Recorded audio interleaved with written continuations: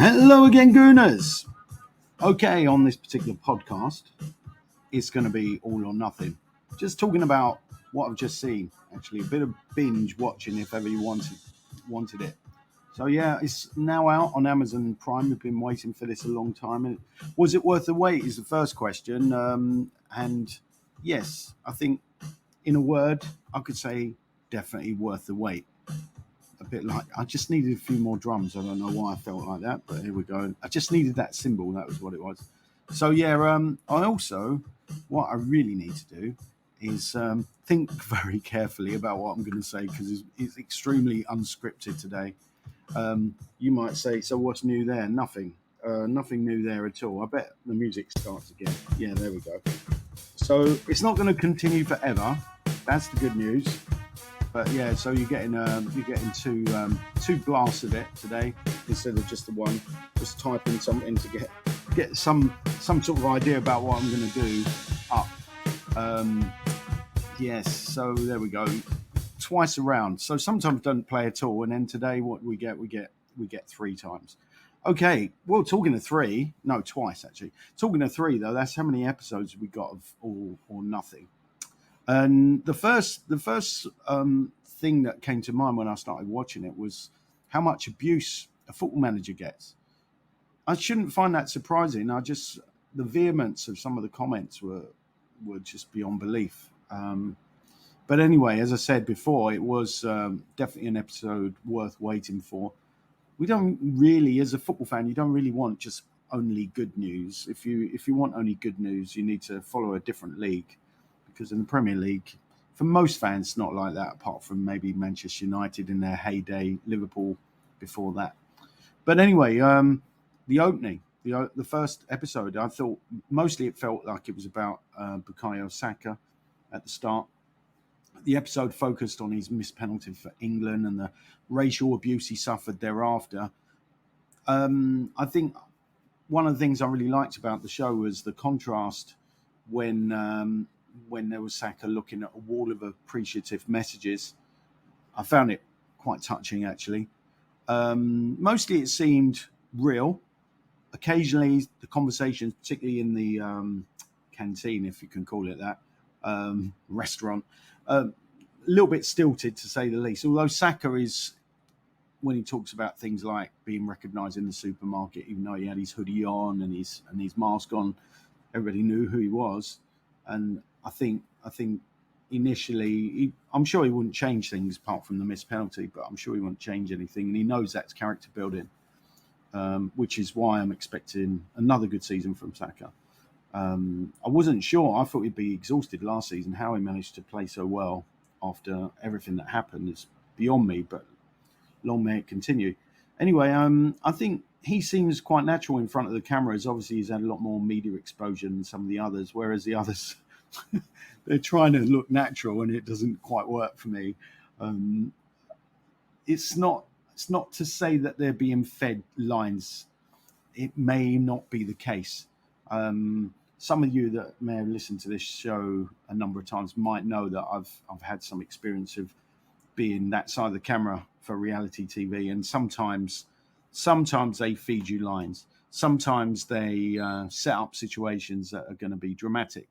Obviously, for the first episode, I didn't need to do that very much because so much drama. I think the first episode is one of the best things I've seen, really. Even though it was mostly bad news until the very end when they managed to turn it around. But anyway, as I said, I think the decision to have All or Nothing and their cameras behind the scenes was a good decision overall because any broken bridges between fans and the Cronkies in particular, I think will be mended. As regulars of this podcast will know, I've never been personally in the Cronky out camp because I don't really mind the nationality of the owners. So what if Americans call football soccer? Is that a crime? I don't think it is. Anyway, they've injected another 100 million into the club this season. It was 150 roughly last season, and they certainly backed Arteta when things were going against him. Josh Kroenke comes out of this really well. I think he seems really supportive behind the scenes. He's is ready to put his arm around people when they're struggling, and they supported Arteta to the hill after that terrible opening last season. But let's put things into context. Of course, last season, most Arsenal fans expected to beat Brentford, even though Brentford away was always going to be a tricky game, a bit like Palace away for this particular campaign. But the games that followed, Chelsea at home, they were European champions. That was never going to be more than 1 point, really. Chelsea this season don't look quite the same proposition, but last season they were quite formidable, as were Liverpool, even more so. So there was no there was a possibility, of course, getting 9 points out of 3 games, but it seemed unlikely. Getting zeros was a bit hard to take, and the fans made that pretty clear as well. But I kept the faith. Actually, I did keep the faith in Arteta. I've always believed in him, and so does Josh Kroenke. So that was really pleasing to see. He also put his arm around Saka and told him he's got a bright future when he returned to the training ground after his England duty in the Euros. So yeah, I think he's doing, from what I could see anyway on the show, he's doing all the right things.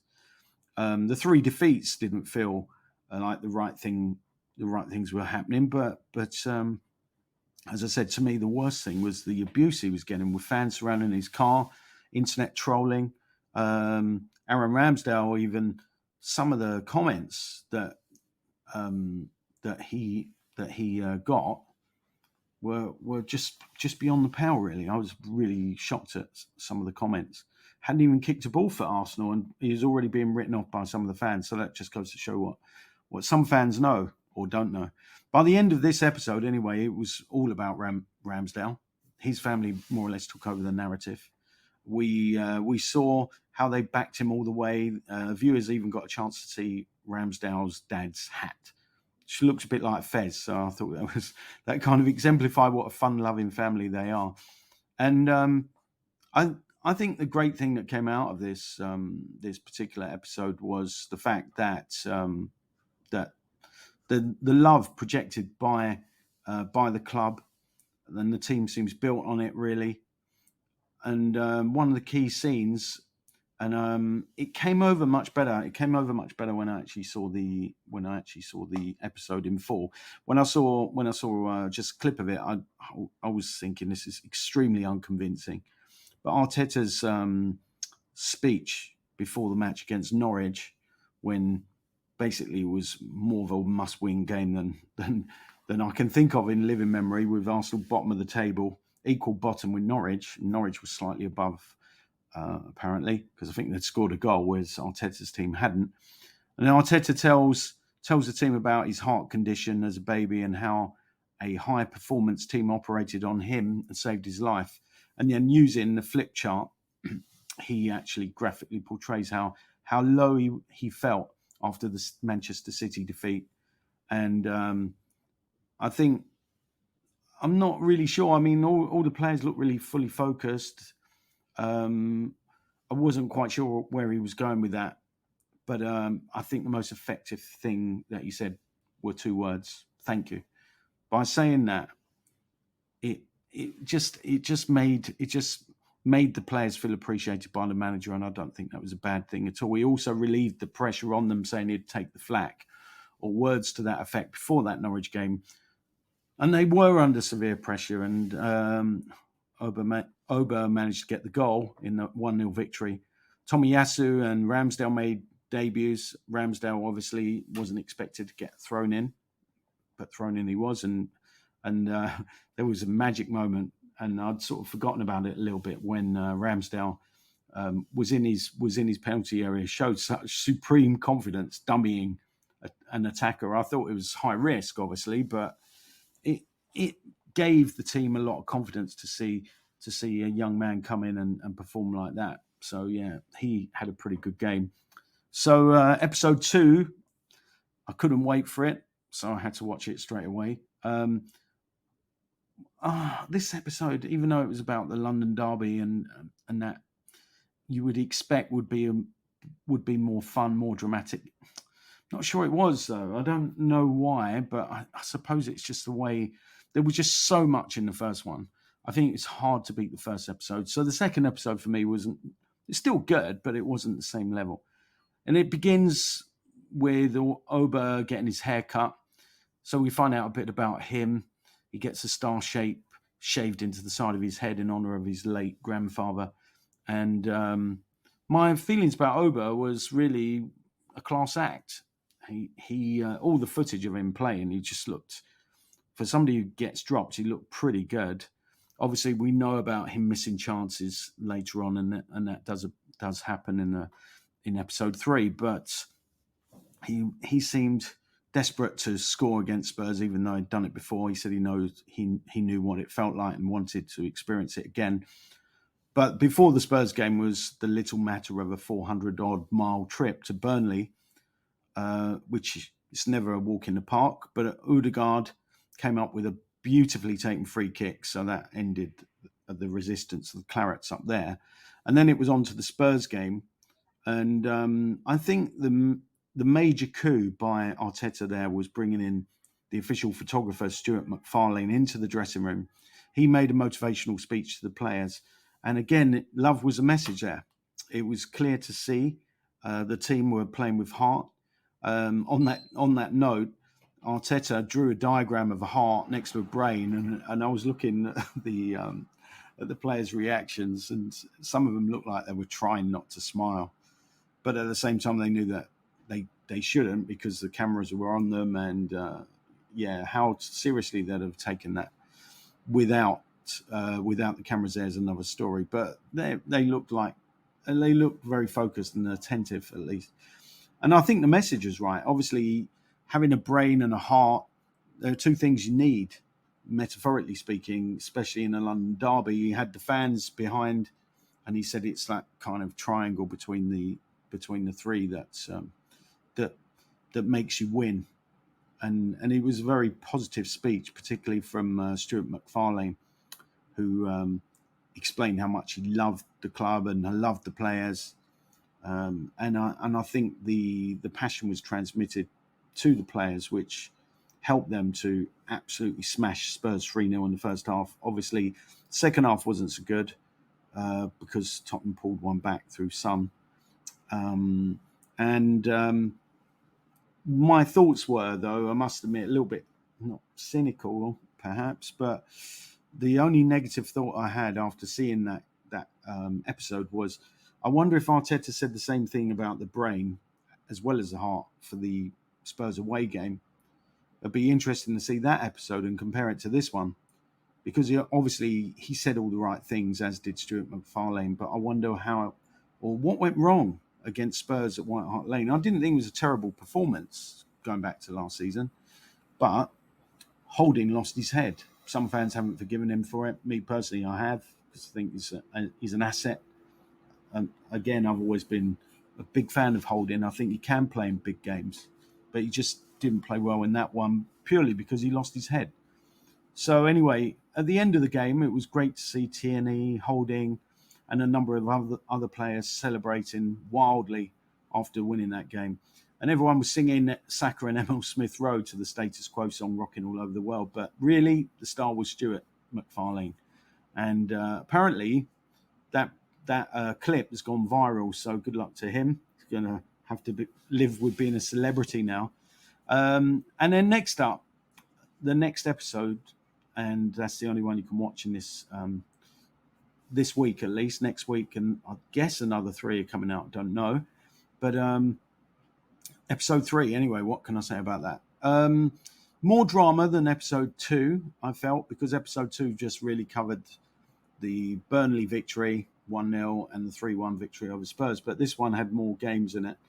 Not that you see all the goals, you see some of them from different angles to what you normally see, but I feel anyway, I was dreading it because I was thinking the Everton game was one of the worst games. But then looking back on it now, perhaps it wasn't. It was just the manner of the defeat, losing a couple of goals in the last 10 minutes was pretty hard to take. The most memorable aspect of that game, the way it was covered by Amazon Prime Video, was the fact that Arteta said post-match, he kept his speech very brief, and he simply said the reaction was too late. I think at that point, the player that taken it most to heart was Ramsdale, because he'd let in 2 late goals. They weren't his fault, but he was upset about it, and he gets upset about every single goal conceded. It looks like you can see why he's so good, because every goal that he concedes hurts him so much. Anyway, Arteta walked out of that post-match meeting, if you will, and just said it was too late. And he said he didn't want to say anything more because words spoken in the heat of the moment could be regretted afterwards. The real drama, though, in episode 3 is Oba was dropped for a number of games. Arsenal suddenly started struggling for form, and that was following getting whacked 4-0 by Liverpool at Anfield. So yeah, this was quite an interesting episode, actually. Maybe I gravitate to bad news more than good news. I don't know, but I found this one quite interesting. Not as good as episode 1, though. The thing is, I'm just going back to that Liverpool game.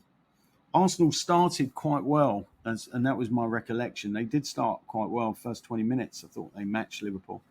But looking back on that game, I think Arteta made a major mistake by reacting the way he did on the touchline to that foul on Tomiyasu. It was extremely dangerous. Mane arguably should have been sent off for that. But his subsequent row, that is Arteta's subsequent row with Klopp, really got the crowd going. They were pretty quiet up to that point, and that was a turning point. And I think Arteta should have known better.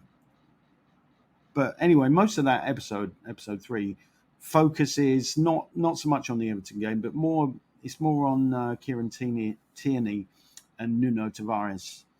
And Tavares' mistakes at Anfield really were costly. Obviously, not just to the team, but also to his place in it, because Tierney managed to claw his way back into the side there after a spell on the sidelines with injury. The Portuguese was pretty quiet.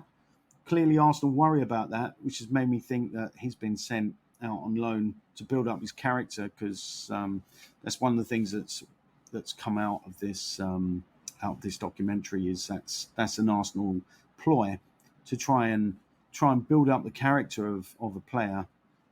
For example, Smith Rowe, he was sent out on loan, I think it was to Huddersfield, but he was told that it's not about watching him play, because that was never in doubt.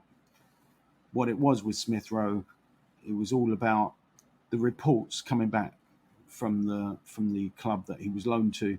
If the reports were positive, then it would prove that he'd built up his character. And it's interesting how Arsenal seem to want to send players up north to do that, because then there's always a possibility of them getting homesick.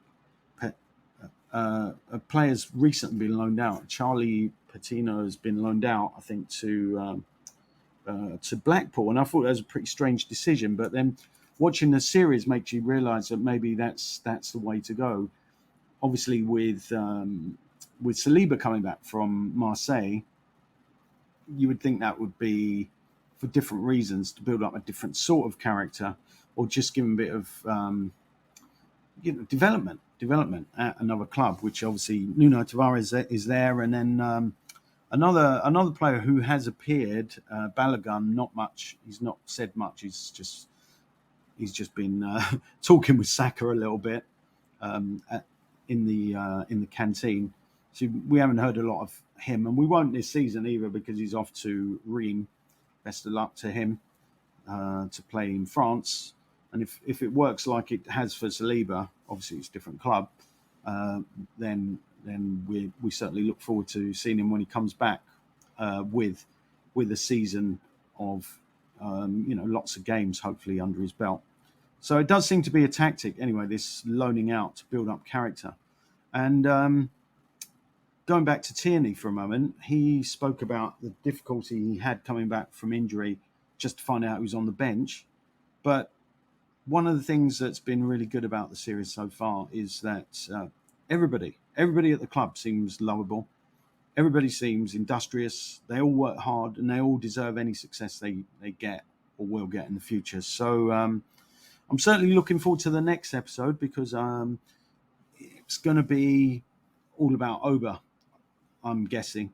I obviously have a lot of respect for Oba as a footballer, particularly as a character. Even I'm just looking forward to finding out something that perhaps don't already know. In this particular episode, I think Arteta showed his fallibility. I've always said he looks indestructible, like Captain Scarlet.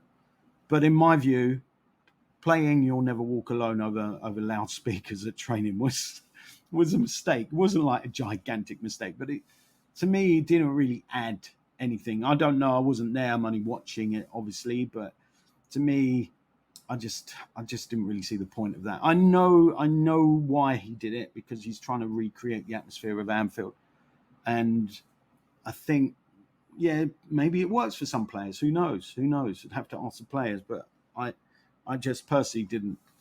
Maybe he's just giving Liverpool too much respect. But then it is a very tough place to go, and I know it's a bit of a cliche, but it's extremely difficult to get results there. Although Arteta has in the past, when was it? 2012, I think, was an Arsenal victory, and Arteta played in it. But he kept mentioning a time when the Reds were running around him, and he just completely lost all his puff, all of his energy was gone, and he was trying to explain to the players that he didn't want that happening to them. But as I said before, it was really the altercation on the touchline with Klopp that I think caused the downfall and the damage. Anyway, the good news is Arteta's forever learning, so we can see how rapidly he's improving on this show. So I would recommend it if you do get the chance to watch it. It's well worth the time, and I don't say that very often, I can tell you now.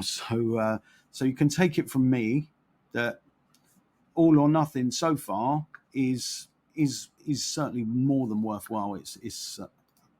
I haven't got a word to describe it other than very, very good. So let's hope that some of you do get the chance to watch it, because as I said before, I don't think you'll be disappointed with it. Right, I think I'm going to leave it there, and don't forget, if you've got any questions for me, you can always send me a message. And, of course, check out the website as well. So until the next time, it's adios.